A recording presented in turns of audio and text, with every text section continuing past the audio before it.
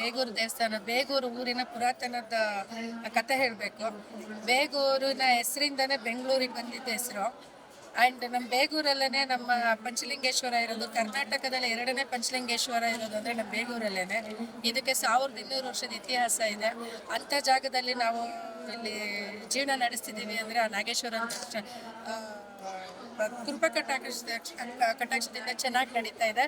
And ಇವತ್ತು 4ನೇ ಕಾರ್ತಿಕ್ ಸೋಮವಾರ, ಕಡೆ ಕಾರ್ತಿಕ್ ಸೋಮವಾರ ನಡೀತಾ ಇದೆ. 3 ಕಾರ್ತಿಕ್ ಸೋಮವಾರಗಳು ತುಂಬ ವಿಜೃಂಭಣೆಯಿಂದ ನಡೆದು ಸಾವಿರಾರು ಗಟ್ಟಲೆ ಜನ ಬಂದರು. ಅನ್ನದಂಥ ಸಂದರ್ಭನೆ ತುಂಬ ಚೆನ್ನಾಗಿ ನಡೀತು. ದೇವ್ರ ಪೂಜಾ ಕೈಂಕರ್ಯಗಳೆಲ್ಲ ತುಂಬ ಅಚ್ಚುಕಟ್ಟಾಗಿ ನಡೆದಿದೆ. ಇವತ್ತು 4ನೇ ಕಾರ್ತಿಕ್ ಮಾಸ ನಡೀತಾ ಇರೋದು.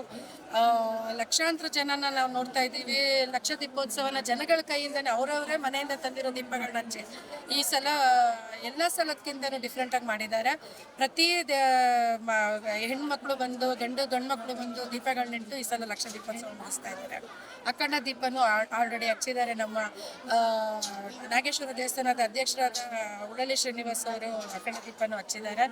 ಆ್ಯಂಡ್ ಈ ವರ್ಷದ ಇನ್ನೊಂದು ಸ್ಪೆಷಲ್ ಏನಂದ್ರೆ ಚೌಲ್ಟ್ರಿ ನಿರ್ಮಾಣ ಆಗಿದೆ. ನಾಗೇಶ್ವರನ ದೇವಸ್ಥಾನದಲ್ಲಿ ಚೌಲ್ಟ್ರಿ ನಿರ್ಮಾಣ ಆಗಿದೆ.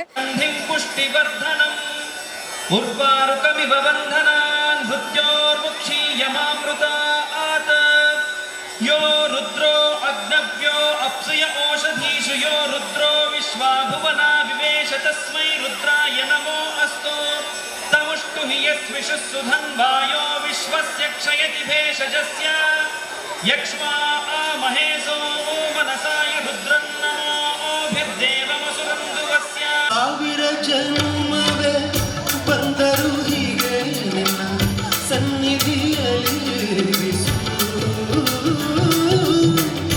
ಉಸಿರಿನ ಉಸಿರಲು ತಂದೆಯನ್ನು ನಿನ್ನ ನಾಮವನ್ನು ಬೆರೆಸು.